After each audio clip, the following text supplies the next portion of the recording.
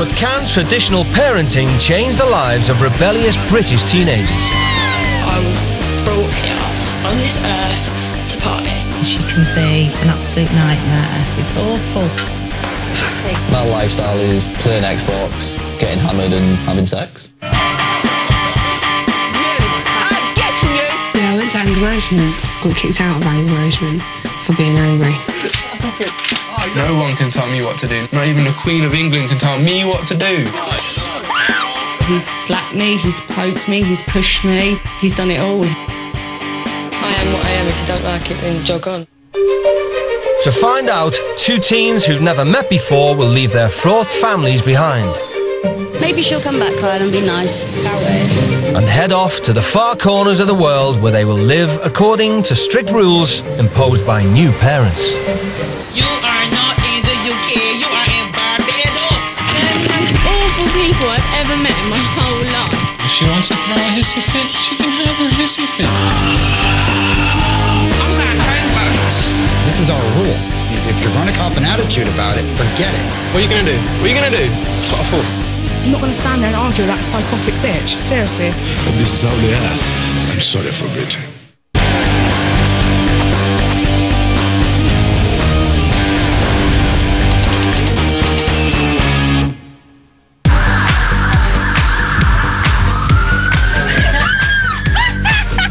"17-year-old Sevda Hussain thinks the world revolves around her. I love being a centre of attention. I love it, and if I'm not centre of attention, I'll make myself centre of attention. Everything surrounding Sev is got to be about Sev. You know, she'll be quite selfish like that. You're gonna be mad tonight, boy. Oh my God. Coming from the mean streets of East London, she's learned to stick up for herself. She does like to put on the impression that she's kind of tough and hard, but then she is. I had a fight with that shopkeeper. Yeah, so did I. He was an arsehole. Everyone's got a guard up round here. Everyone. I had a fight in Wood Green, had a fight in Finsbury Park, everywhere, man. I can't remember half of them, to be honest. So I'm gonna go raving tonight. Gonna look sexy. With Sev, she talks the kind of gangster talk. Everyone come at your house, yeah. Bang, bang, yeah. It can be quite embarrassing if you just talk properly. People say my attitude stinks. By the end of the day, I love my attitude. It's who I am. Sevda's dropped out of school without a single GCSE. School was shit. It was shit. Hate school. You've got no education, no nothing behind you, nothing. I can't bothered, Mum, to hear it again. I can't bothered because it just does my head in. When Sevda was still a baby, her father left and went home to Turkey. When it comes to my dad and things like that, obviously I got anger problems, innit? And it's just made me think, just lash out back at them. People lash out at you, lash out back at them. Now, hard-working single mum Joan is worried she's going nowhere fast. She just doesn't care. It's just really something shading over her. She just doesn't care. Just wants to do what she wants to do, and that's it. In the heart of Sussex, 17-year-old Andrew Harwood is loving the dropout lifestyle. At the moment in my life, not much is going on. Average day in my life. Wake up midday, after an hour or so, lying in bed, smoking a couple of drinks, head back to my girlfriend's house, start drinking, smoke, be up to like 5 in the morning. On average, that's a pretty good day. He doesn't do anything in the house. Andrew wouldn't pick a thing from the floor. If you look at the state of his room now, it's a disaster. Andrew, look at this. All right. Dirty underpants on the sofa. What the hell? Andrew's parents were well off, and he had a privileged upbringing. He had had a lot of good opportunities in his life.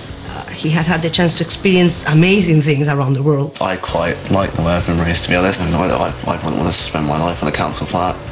Andrew was a promising student, but he blew his education. I can't even remember how many GCSEs I've got, like 3 or something.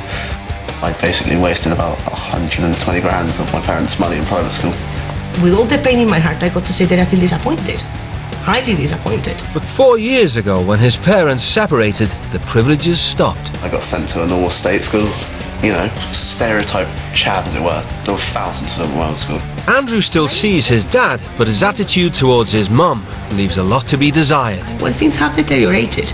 Andrew has been sometimes horrible. It's really upsetting, you know.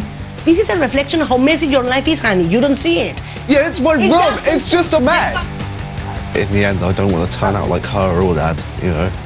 They both have their good parts, but they're both incredibly flawed. Thank you, Mother. Mum Claudia worries Andrew has given up on himself. I'm just terrified. As a parent, I'm honestly facing something that is frightening me. He's not going anywhere. Masses of potential wasted.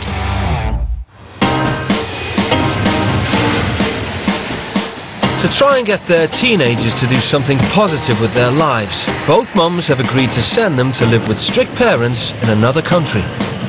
Behave yourself. Bye, Mother.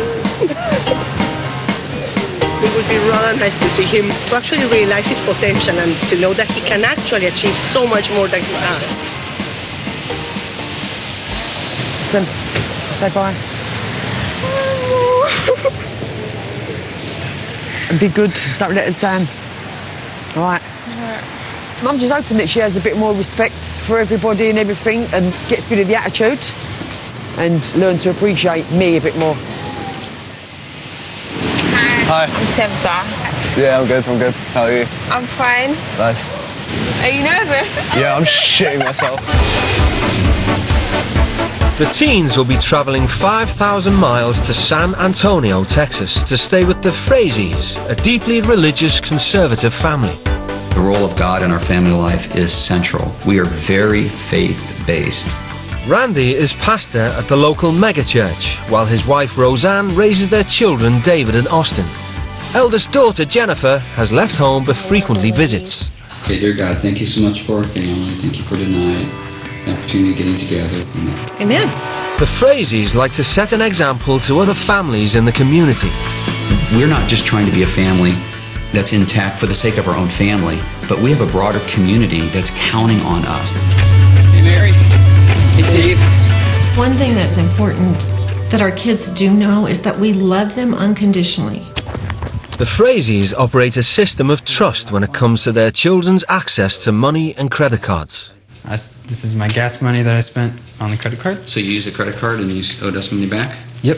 Okay, I appreciate you being honest about that, son. Mm-hmm. We have found that trust is a principle that really has worked for us as parents. When our children prove to be trustworthy, we give them more freedoms. When they prove to be untrustworthy, we take those freedoms and privileges away. My parents are very understanding, and I want to be like them when I grow older, because understanding what a child is going through is the hardest thing for a parent.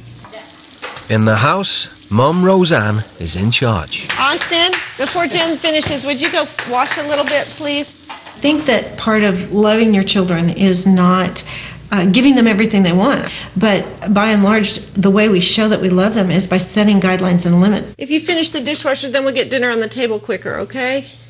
I appreciate it. All of these rules and boundaries can produce a place of laughter, a place that's positive, that it doesn't always have to be, hard. After 8 hours, the teens finally arrive in Texas. We're in Texas, It's pretty fucking stressful either way. Snobs, that's what they're going to be like. But obviously, if they know what to do, then obviously I'm going to show them what's what in it. So good. Word. Known as the buckle of the Bible Belt, Texas is one of the most conservative states in America. 77% of the population are Christian and attend one of the 11,000 churches. I feel like I'm surrounded by God. That's what I feel like. I feel like there's God everywhere. I'd laugh we get sent to one of those churches. The tiniest little church here and the biggest cross. It's like driving to hell.